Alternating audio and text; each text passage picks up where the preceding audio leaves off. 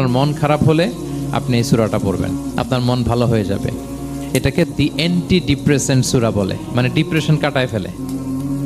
আমাদের এরকম অনেক সময় হয় না যে হতাশ, দেয়ালে পিঠ ঠেকে গেছে, কোনো বের হওয়ার রাস্তা নাই, কই যাব, কোথাও সফলতা নাই, সবাই আমাকে ভুল বুঝতেছে, এরকম মাঝে মাঝে হয় না? আমাদের সবার লাইফে আপস অ্যান্ড ডাউনস আছে।